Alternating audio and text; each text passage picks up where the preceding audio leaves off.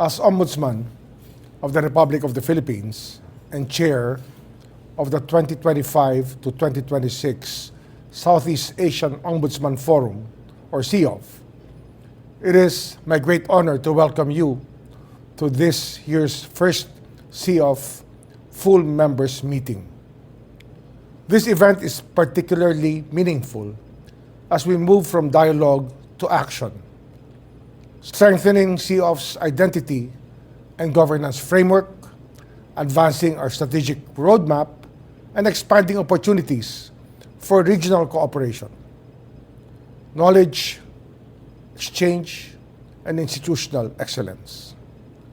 As Chair, my vision of SEAOF is for this forum to evolve beyond a venue for dialogue into a dynamic community of action, where our collective experiences are translated into practical solutions. Our diverse mandates become source of shared strength. Our partnerships create lasting value for our institutions and the people we serve. Governance challenges today do not recognize borders. Therefore, our commitment to accountability and public trust must likewise be strengthened through collaboration and shared learning. Allow me to share that this gathering also comes at a defining moment for the Office of the Ombudsman of the Republic of the Philippines. Today, our office stands at the forefront of addressing one of the most significant governance challenges confronting our country: the investigation of flood control infrastructure projects involving serious concerns on public accountability, transparency, and the protection of public resources. To date, the office has acted on a substantial number of complaints. In 2025 alone, 124 complaints underwent fact-finding investigation, and 36 proceeded to preliminary investigation and/or administrative adjudication. In 2026, these efforts intensified, with 209 complaints undergoing fact-finding investigation, several cases advancing to formal proceedings, and finally, 4 cases filed before the courts.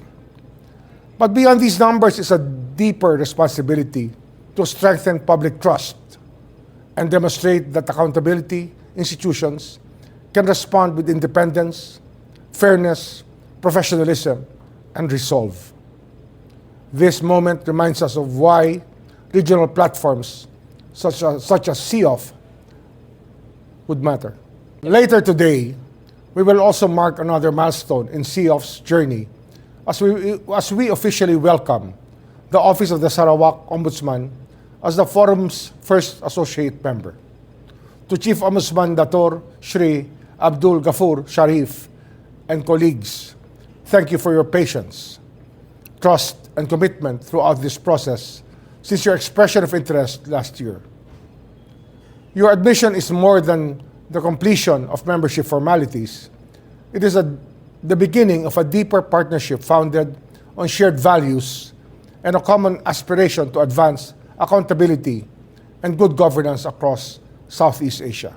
Allow me to likewise express our sincere appreciation to the UNODC, or the United Nations Office on Drugs and Crime, for continuing its partnership with SEAOF, particularly in undertaking the SEAOF comparative study and facilitating the development of the SEAOF Strategic Roadmap 2027 to 2028 during the senior officials meeting in Manila in March of this year. These initiatives have strengthened our understanding of one another's institutional models and helped transform our shared aspirations into a clearer path for regional cooperation and long-term impact.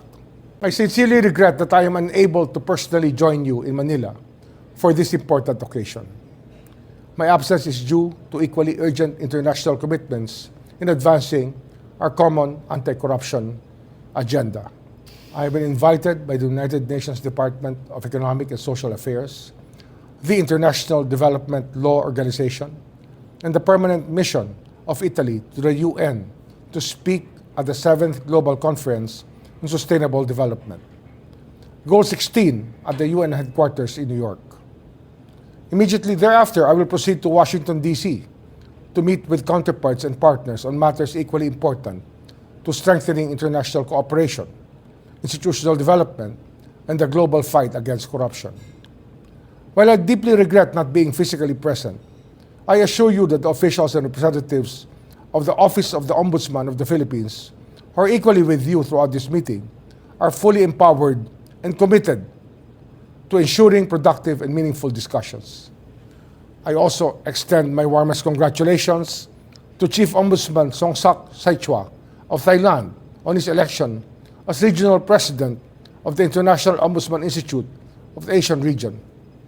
This recognition reflects the confidence of the Ombudsman institutions across Asia and highlights the growing contribution of Southeast Asia in shaping future accountability institutions. To all SEAOF members, thank you for your friendship, partnership, and continued belief in regional cooperation. May these 3 days in Manila strengthen not only our institutions, but also the professional and personal bonds that make this forum unique. I look forward to meeting each one of you personally in the future SEAOF gatherings and international engagements as we continue advancing our shared vision and carrying forward the important work we begin here in Manila. Magandang umaga, good morning, maraming salamat po.